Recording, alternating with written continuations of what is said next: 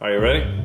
Hey everybody, my name is Lucas Meacham and I'm an opera singer. I asked on social media if you'd send me some opera assumptions that you had, and I'm going to debunk some of these and encourage others, and I just think it'll be really cool to talk about it because I kind of love opera and it's what I do. I got the idea to do this watching a male ballet dancer discuss the assumptions that people have about male ballet dancers. A little bit about myself. At age 15, I started taking private voice lessons. When I turned 18, I went to my first university to study opera. When I was 25 years old, I was accepted into the San Francisco Young Artist Program, and I've been singing professionally now for 18 years. All right, let's get started. I've got some really awesome assumptions to talk about, and they're really interesting and fun. Let's dig into it. I got a lot of assumptions like this one.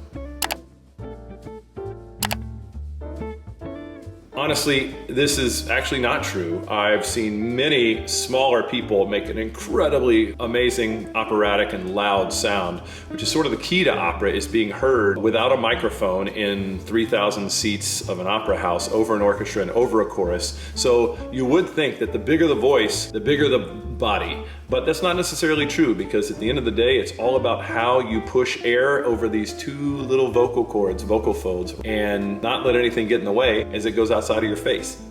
Big body. Now, when you talk about a big body, that's kind of pretty unspecific, because I've seen dudes with like really big lower bodies and like tiny chests and shoulders, and then some guys have big barrel chests, and some people have bigger heads, and some people are tall but skinny, or some people are short but wide. Opera singers come in all shapes and sizes. And it's all about how you use the air that you push over your chords.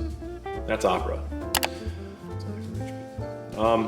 This is a great assumption that is partially true, because opera tickets are normally pretty prohibitively expensive. But 95% of the major opera houses in the world have some sort of program. They want young people and people that aren't affluent or as affluent. They just want a younger audience. So they offer rush tickets. So if you go last minute to an opera and they have seats available, they're gonna sell you that seat for 10, 20 bucks. Opera is for everyone. Kinda. Yeah, if I'm giving like real world info, it kind of is, except it's controlled shouting. Like if you go to a football game and you're just screaming your head off for your team and everything, you're not really paying attention to how you create the sound that you're doing. It's just sort of an emotional response. So that's what shouting is too. You get angry and you're like, ah, ah, ah. But in opera, it's all controlled. Okay, so many of you wrote about this issue. In opera, there's no time for green M&Ms, and there's no time to change the wallpaper in your dressing room. But it is true that, you know, sometimes air conditioning and cold air can affect your throat. So sometimes we do need the thermostat changed a little bit, because there are things that affect us because we work with our voices that might not be considered normal to some people, but it's normal to us. Sometimes it can be difficult to do what we do. But I'd say there are moments in any profession where it becomes difficult and you need something from someone. So these days, opera singers are really geared to be as low maintenance as possible. No complaining, show up, do your job. So the idea of divas and divos is really kind of archaic in the opera world these days. You guys don't use microphones. No. That's the coolest thing about opera. That is what makes opera opera. If you hear someone claiming to be singing opera and they have a microphone in front of them, unless they're making a recording, that ain't opera. That's why, you know, you can't just wake up one day and say, I'm gonna be an opera singer today. It takes years and years of training to focus your sound in a way that can carry over an orchestra, can carry over a chorus into a multiple thousand seat house without the use of microphones. And that's what makes opera so cool. In musical theater, they use microphones, and that's why a lot of people come up to me and say their favorite opera is Phantom of the Opera, but it's not technically an opera, even though opera's in the title, because they use microphones. It is honestly a lot of red drapes and Greek columns. Yeah, who doesn't love a red drape and a Greek column though, you know? So there are actually a lot of modern productions in opera. Some of those end up being kind of stark and gray and white and black, so I kind of love a red drape and a Greek column, if I'm being completely honest. All right, yeah. A lot of the time that's true. Most of the time it is the tenors and the sopranos that are at least the love interests in the show. And the baritones are often the brother or the best friend, and the basses are the kings, and the mezzos are the witches or the helpers or whatever. And so yeah, sopranos and tenors do get a lot of the glory, but I gotta tell you, it's pretty cool being a baritone. But there are also really amazing bass, baritone, and mezzo roles out there. You've got Carmen, you've got the Barber of Seville, you've got Don Giovanni, you've got Mephistopheles, you've got Faust, you've got Boris Godunov. I mean, Cenerentola, the list goes on and on. So, you know, the mezzos, basses, and baritones, they're eaten too. Okay. I don't know if I should be a little offended by this. It takes so much time, work, and effort to study music. I'll just talk about myself. I went to school for 8 years, 3 different universities, and then studied for 2 years in a young artist program. That's 10 years of time that I studied music history, listening skills, theory, the history of opera, languages. I don't want to be too specific, but 100% of every opera singer in the world absolutely knows how to read music.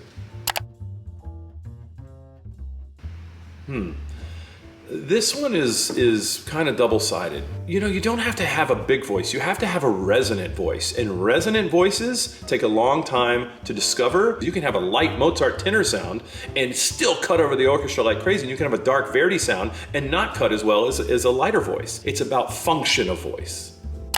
You know, this is actually a really personal question for me, because the only reason that I've been able to pursue my own personal dreams is through scholarships, through competitions, and through the help of donors who have helped me along my path to reach the point where I am now. So yeah, you can make it in opera if you don't start out with a lot of money. Oh, this is a good one. This is a good one. This is a good one. I'd say that's majority correct, but I just happen to be able to sing just about anything.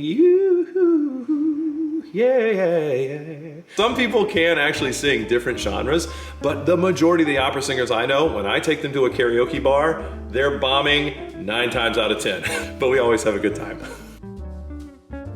This is a great question, and it's time to get real talk right here. All right, so sick in the opera world sometimes can mean I've been working so much that my voice is really tired. I'm very self-aware of myself. If I continue at this pace, I will not be able to give the performance to the company that they're paying me to give. So sick can oftentimes mean I just need some time off because my entire career rests on 2 little pieces of cartilage. Sick sometimes just means vocally tired. Debunked. Next. This is just true, but opera's been dying for 400 years. And yes, we're working at building our audience. We keep coming back to that, oh, opera's dying, but I don't think it is. What makes opera special is that you are telling a story that can be hundreds of years old, but because it is a story about human emotion, it transcends time. Even today, these operas that are hundreds of years old can live brilliantly and affect us emotionally and, you know, make for a great night of music. Oh, all right. Shade thrown, shade accepted. Yes, that I have to say, I have stood on stage with colleagues and been like, geez, man, there's a P written on the score. If they were cars, they'd only have 3rd, 4th, and 5th gear, or even 4th, 5th, and a 6th overdrive. The greatest artists, though, that I've worked with absolutely always pay attention to the dynamics. Which one? Because in the overture, he marries Elmer Fudd. But in the conducting thing, he's like making the opera singer like, ah! That's probably what they're talking about, all right? So Bugs Bunny, as the conductor of the opera singer that he's trying to get back at, because the opera singer was kind of a devo to him, you know, he sort of holds his hand up and he's like, ah! And he won't let the guy cut off. I've honestly never had that happen. If anything, the opposite happens, where I want to hold a high note longer and the conductor's like bringing me down. I'm like, don't bring me down, this is my money note. Yeah, I'd say Bugs Bunny. Not true. Time to sign off. Thank you so much for joining me. This has been super fun, busting myths and myth and busts. I hope you learned something new about opera. Bye.